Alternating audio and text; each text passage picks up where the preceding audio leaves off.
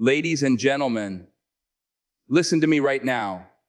If you're feeling alone, if your heart's been shattered, if the world looks like it's turned its back on you, know this: you are God's chosen woman.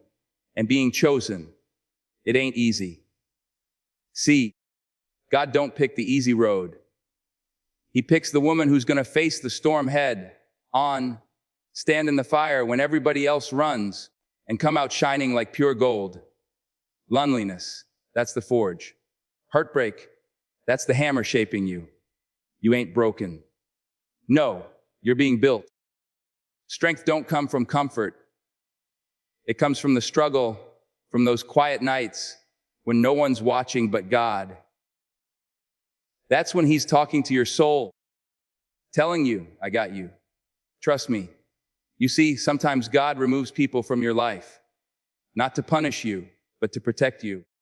He's clearing space for bigger blessings, better relationships, and a destiny too bright for those who don't believe in your purpose. So yeah, it hurts now, but hurt is temporary. Your calling, that's eternal. You're not waiting because God forgot you. You're waiting because He's preparing you. When you walk out of that loneliness and heartbreak, you walk into a room full of light. The woman who suffered is not the woman who rises. No, the woman who rises is the one who learned to trust in the dark, who kept her faith when nobody else believed. So hold your head high, stand firm. The world's gonna try to tell you you're alone, but you're never alone. You are chosen. You are worthy. And what God has planned for you, it's beyond heartbreak, beyond loneliness, beyond anything you can imagine.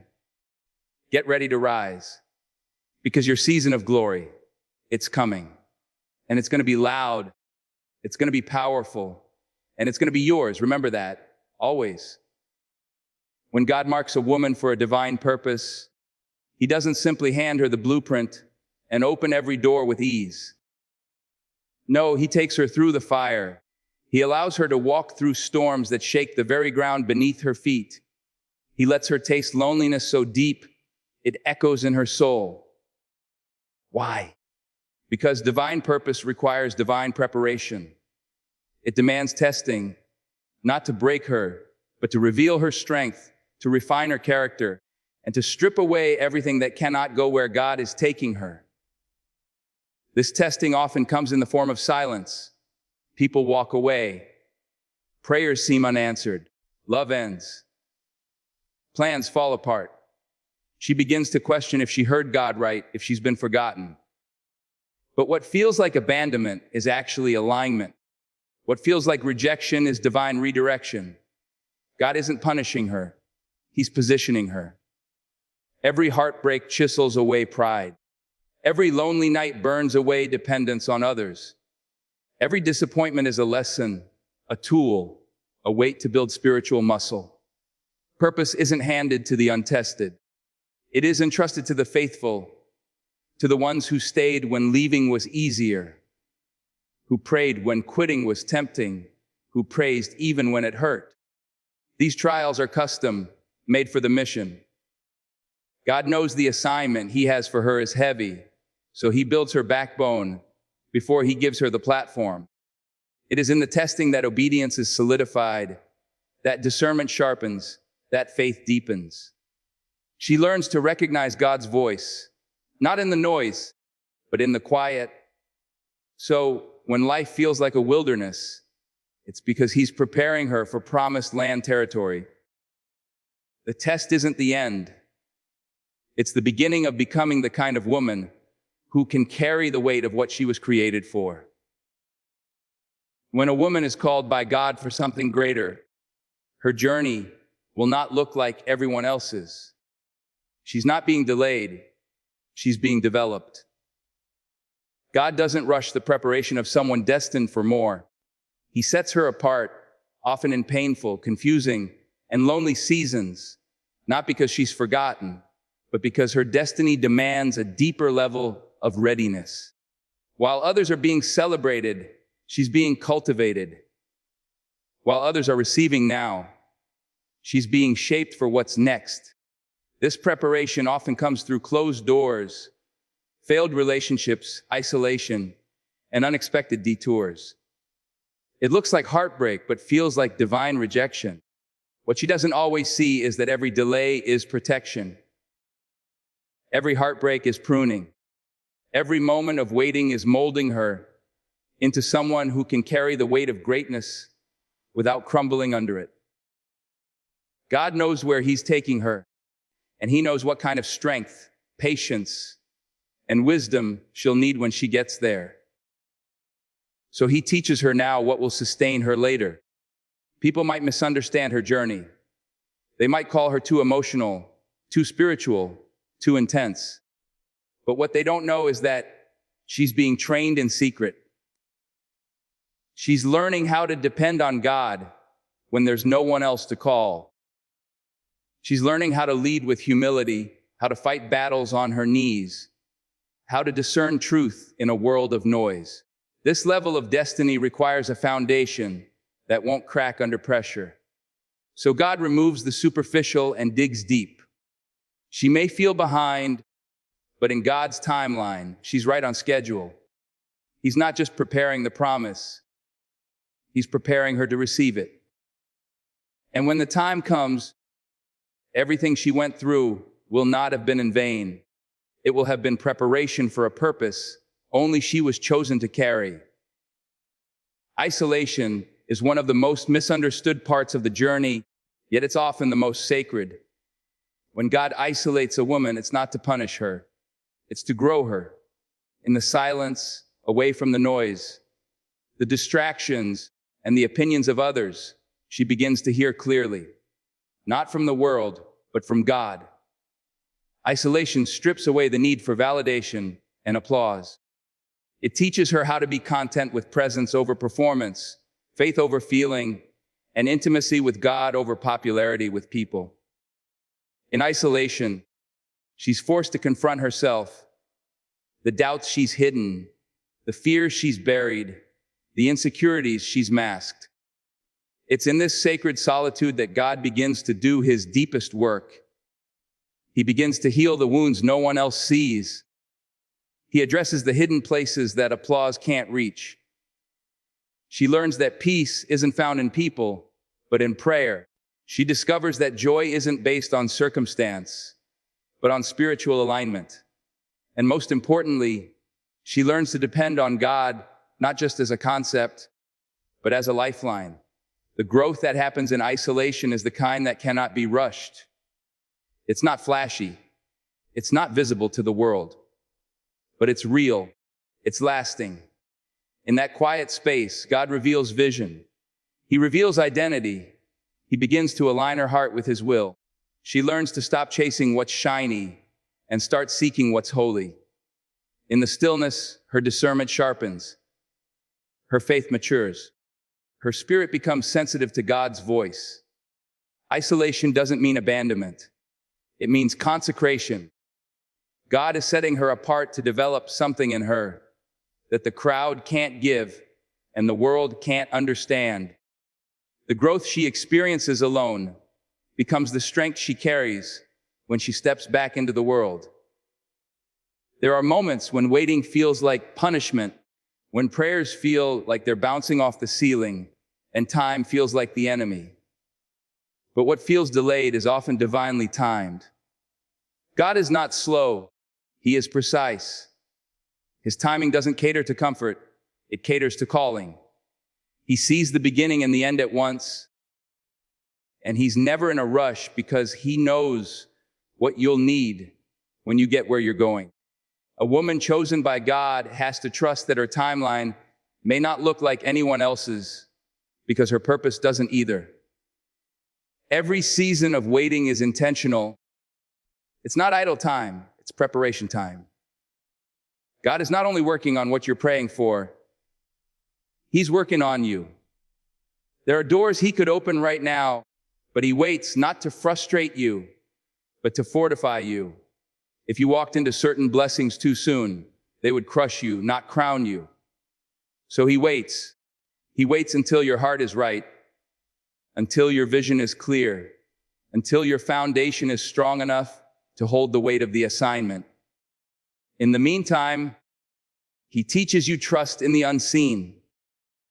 He teaches you how to worship in the silence, how to believe when nothing looks like the promise. God's timing tests your character. It reveals whether you want his will or just his hand. And when the time is right, not convenient, not comfortable, but right, he moves. Suddenly, swiftly, perfectly. There's no delay in the divine. What looks late to man is always on time with God. He's aligning the right people, setting up the right conditions, preparing the right moment to release what's meant for you. Not a second too early, not a minute too late. His timing is always perfect, even when you don't understand it. True strength doesn't come from applause, titles, or how many people stand beside you. It's not built on how many likes you get or how many doors open in your favor. True strength comes from within, from the battles fought in silence, from the nights spent crying out to God, from the moments when you had every reason to give up, but didn't. It's built when no one is watching and there's nothing left to prove. God allows chosen women to go through storms not to destroy them, but to activate that inner fire that cannot be taught, only revealed. When everything external is stripped away, when the relationship ends, when the support system crumbles, when plans fall apart, that's when real strength begins to rise. Not the kind that looks strong, but the kind that actually is. It's the strength that chooses peace over panic, prayer over reaction, and faith over fear. It's the strength that learns how to stand, even when everything around you is falling apart. That kind of strength isn't loud. It's steady. It doesn't need to be seen. It just endures. This inner strength is forged through trials, sharpened through heartbreak, and purified through waiting. It grows in the quiet spaces where God whispers truth and identity into your soul. It grows when you stop depending on people to validate you and start depending on God to sustain you. It grows every time you get up, when life knocks you down, not because you're unbreakable, but because you've learned where your real power lies. It's not in your appearance. It's not in your reputation. It's in your resilience, in your refusal to quit, in your ability to trust God when nothing makes sense. That's where true strength is born, from within, where God does his deepest and most lasting work. One of the hardest truths to accept is that not everyone who starts with you is meant to stay with you. People come into your life for reasons, for seasons, and for lessons, but very few are meant to walk the entire journey. When you're chosen by God, you'll often experience a revolving door of relationships. Some end suddenly, some fade slowly, and others break your heart. It's painful, but it's purposeful.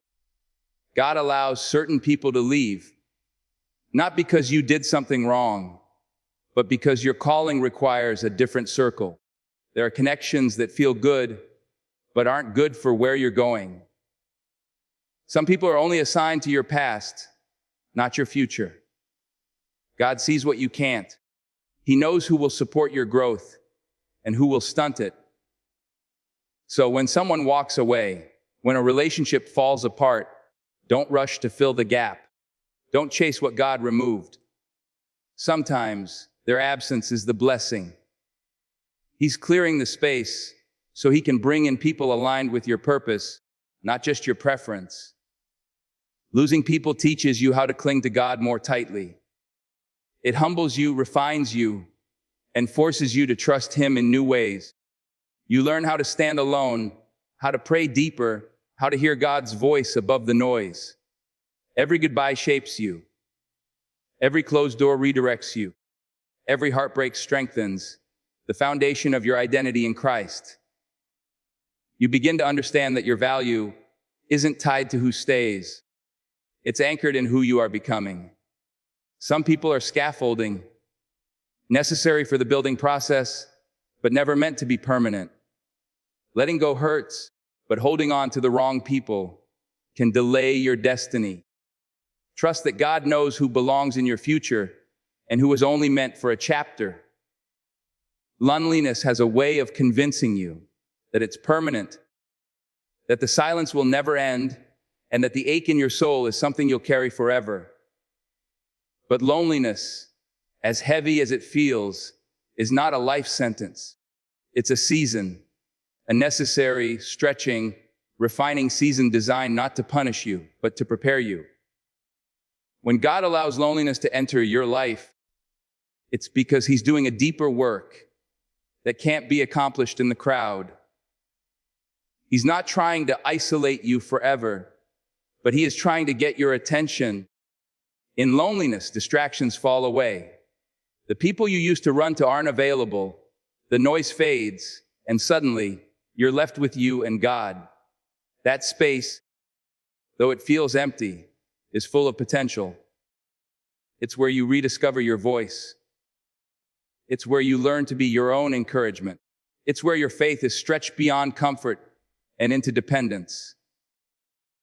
Loneliness becomes the soil where spiritual maturity grows, where identity is rebuilt, and where the approval of others loses its grip. What feels like abandonment is often sacred space. God isn't trying to keep you lonely. He's trying to make sure your next season isn't built on shaky ground. He wants you to know who you are without the validation of others. He wants to be your first call, not your backup plan. And when that lesson is learned, when your soul learns to rest in Him, when your identity is rooted in truth, not company, then He begins to shift things. He sends the right people, the right community, the right relationships. The season will change. The silence will lift. But the strength, wisdom, and closeness with God that was developed in the lonely places, that stays with you forever. Because it was never meant to break you. It was meant to build you. Heartbreak is one of the most painful experiences a person can endure. It shatters expectations, interrupts dreams, and leaves behind silence where there used to be connection. But when you're chosen by God, heartbreak is rarely random. It's not just about loss. It's about redirection. God uses heartbreak to reroute your path when you're headed somewhere that doesn't align with His plan. It may feel like rejection, but it's really protection. It may look like something is being taken away, but in truth, something greater is being prepared. When love fails or relationships fall apart, it often forces you to pause and reevaluate. It brings buried issues to the surface. It forces you to look inward and ask hard questions about who you are, what you've accepted, and what you truly need. God allows the pain not to harm you, but to wake you up. Heartbreak has a way of breaking the illusions you were holding on to, and in doing so, it clears the way for truth. You begin to see what was toxic, what was settling, what was never meant to be permanent. Sometimes the very thing you were begging God to bless was the very thing He had to remove because it would have pulled you off course. He knows what's ahead.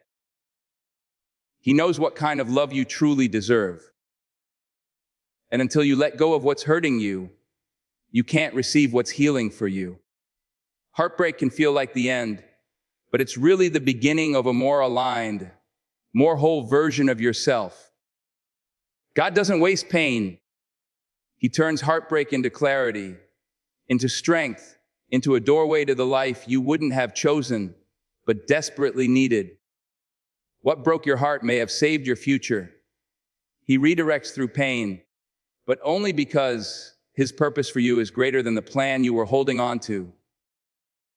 Faith in the invisible is the kind of faith that moves without evidence, believes without proof, and trusts when there's no sign of change. It's not built on what you see. It's built on who you know God to be. For God's chosen women, this kind of faith becomes necessary because the calling on their lives often requires them to walk through seasons of silence, delay, and uncertainty, they don't get the full map. They get one step, one whisper, one prompting at a time. And they have to choose to move anyway. Walking by faith is uncomfortable. It asks you to believe when your heart is broken, to stand firm when everything around you is falling apart, to keep praying when heaven feels quiet. Faith in the invisible means trusting that God is working behind the scenes, orchestrating things you cannot see. It means holding on to a promise, even when the promise looks impossible. It's believing that the closed doors, the delays, the disappointments are not denials. They are divine timing in disguise. This faith gets tested in the waiting, in the wilderness, in the moments when giving up would be easier than pressing on. But each time you choose to believe anyway, something inside you grows stronger. You begin to see beyond what's in front of you. You develop spiritual eyes that can detect God's hand, even in the stillness. Faith in the invisible teaches you that your peace is not based on what happens, but on who holds your future. This kind of faith doesn't need constant reassurance. It stands on what God said, not on what circumstances show. It's a quiet, unshakable confidence that even in the unseen, even in the unknown, God is present, active, and faithful to finish what He started. Chosen women are not exempt from pain, betrayal, or disappointment. In fact, they often experience more of it. They are misunderstood, overlooked, underestimated, and at times completely broken. But what the world fails to realize is that every setback, every tear, every lonely night is part of their rising. God does not call the comfortable. He calls the willing. And when He chooses a woman, He invests heaven into her process. Her trials are not evidence of abandonment. They are proof that something powerful is being built inside her. She may be bent under the weight of unanswered prayers, but she's not broken. She may walk through fire, but she comes out refined, not destroyed. She may be delayed, but she is never denied. Because when God puts His hand on someone, no force on earth can stop the rising that's coming. Her rise may be slow, may be quiet, may be hidden from the world's eyes, but it is certain. God is not just building a woman who can rise. He's building one who can stay risen. In the midst of her struggle, something sacred is happening. Her roots are going deep. Her faith is becoming unshakable. Her voice is being sharpened.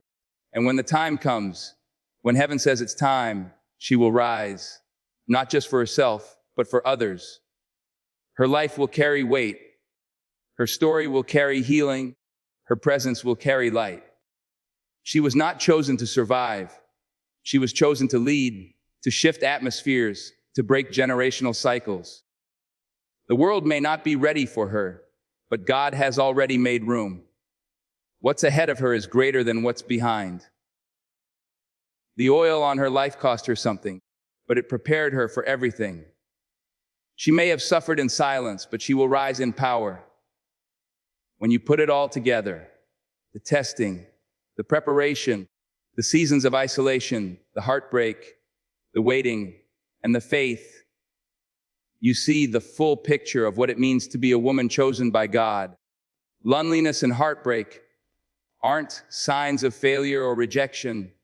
They're part of the divine process shaping a woman who is destined for greatness. Every trial is purposeful, every delay is intentional, and every loss is a setup for something greater. The strength that grows in the silence, the faith that thrives in the invisible, and the courage that rises from the ashes are the marks of a woman being molded by God's perfect hand. She is not just surviving, she is becoming unstoppable. This journey, as hard as it is the very path that leads to her ultimate destiny. Because chosen women will rise, stronger, wiser, and ready to walk fully into the purpose God has set before them.